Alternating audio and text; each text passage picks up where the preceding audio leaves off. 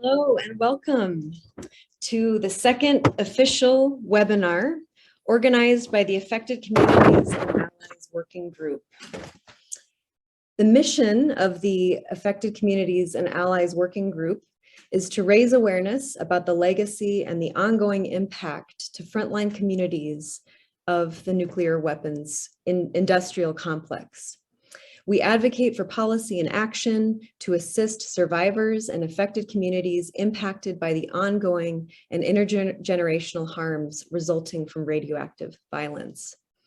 My name is Eileen O'Shaughnessy, and I live and work here on Tiwa lands in Albuquerque, New Mexico with the Nuclear Issues Study Group. And we work to dismantle what we call the nuclear beast, which we're going to be learning more about here this evening. So the title of our webinar this evening is Nuclear is Not a Climate Solution: The Devastating Impacts of the Pacific Nuclear Testing, the Fukushima Nuclear Disaster, and Radioactive Waste from US Nuclear Reactors. March 11th marks the 11th anniversary of the tsunami and disaster at the Fukushima Daiichi nuclear power plant in Japan. Tonight, we will be hearing from those who were directly impacted by this disaster and their calls for justice 11 years later. We will also hear from Mari Inoue, who is an attorney and an activist with the Manhattan Project for a Nuclear-Free World, about the ongoing crisis in Japan, where tens of thousands of people are still displaced 11 years later. We will also hear from Ayami Nakanishi, who was 11 years old living in Japan at the time of the disaster, and she will share about the rise of thyroid cancer among children. Thyroid cancer is one of the known adverse effects of radiation exposure. In 2021, the Japanese government decided to dump 1.28 million metric tons of radioactive wastewater from the damaged nuclear power plant into the Pacific Ocean beginning in 2023. This radioactive wastewater directly impacts communities in the Pacific Islands. So we will also hear from Bedi Racule and Claire Bartolome, who will speak to the impacts of both nuclear testing and nuclear dumping on communities in Fiji. So we have global voices, folks from around the world, joining us on this webinar. We're really excited for all of you who have joined us for this program this evening. And finally, we're going to hear from Dr. Arjun Makhjani about the health impacts of nuclear energy. So taken together, this program will clearly explain why nuclear energy is not a climate solution. And it will shed light on the underreported impacts of ongoing nuclear crises in communities impacted by nuclear testing, nuclear energy, and radioactive waste.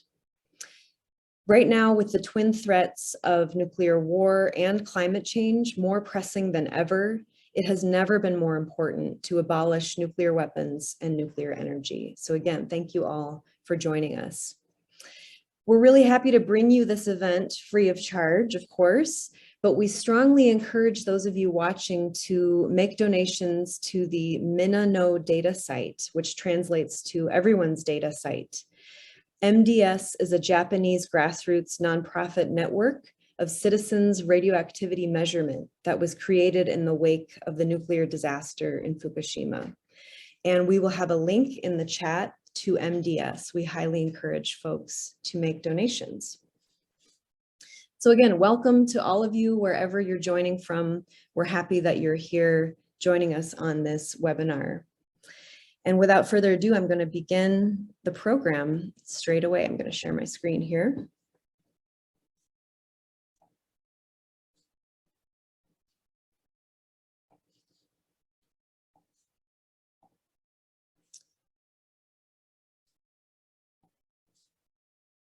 So I want to start with this graphic, which is a graphic that I often use in my teaching. And for those of you perhaps who nuclear issues are new, this is a very helpful graphic, and it was created by the Radiation Monitoring Project, which is a fantastic organization. I encourage you to check out radmonitoring.org to learn more about their work. They work to put radiation monitors and Geiger counters into the hands of frontline impacted communities. So this graphic depicts what it means to produce nuclear energy and also to pursue nuclear weapons technology. So anything nuclear begins with uranium, and it's a step-by-step process that is known as the nuclear fuel chain. So uranium can be mined in open pits. It's considered, that's considered conventional mining, or it can also be mined through in situ leach mining, which is similar to fracking.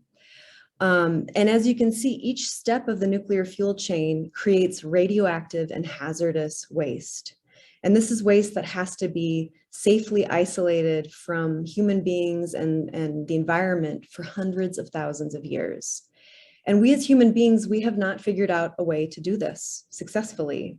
There really isn't an agreed upon way to safely isolate nuclear waste for hundreds of thousands of years. So each stage of the nuclear fuel chain creates this waste. And as you can see, from mining to milling, conversion, enrichment, all the way down to the nuclear power plant itself, there is waste that is created. And I love sharing this quote from Michael Keegan, who works with the Coalition for Nuclear Free Great Lakes. He describes the process of specifically nuclear energy production this way. He says, electricity is but the fleeting byproduct from nuclear reactors. The actual product is forever deadly radioactive waste. So this is kind of the first reason that I want to lay out for folks about why nuclear is not the solution for climate change, because this waste that is created along the way throughout the process is incredibly dangerous. It's incredibly radioactive, and it's primarily communities of color and indigenous communities that are impacted by this waste. Here in New Mexico, we have the designation of having almost every aspect, if I go back to that slide, of this nuclear fuel chain in our state. So we have almost every aspect of this process, and it's left a deadly legacy, again, primarily impacting indigenous communities. The one aspect that we don't have here in New Mexico, we don't have a commercial nuclear power plant. And this is relevant because there is a plan right now to bring irradiated spent nuclear fuel from nuclear power plants from around the country. So there's about 100 sites, as you can see in these red spots on the map, primarily on the coast and some in the Midwest. So all that waste, currently the plan is to bring it on rails and barges to two sites, one in New Mexico and one in Texas, just across the border from one another. And so this would be called centralized interim storage, meaning it would be temporary.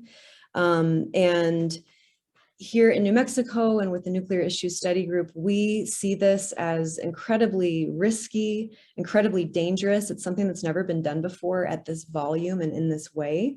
And we also really clearly name this as a form of environmental racism, because the communities that live immediately around these two sites are predominantly communities of color. And again, New Mexico did not receive the benefits, quote unquote, of nuclear power, yet would receive all of this waste.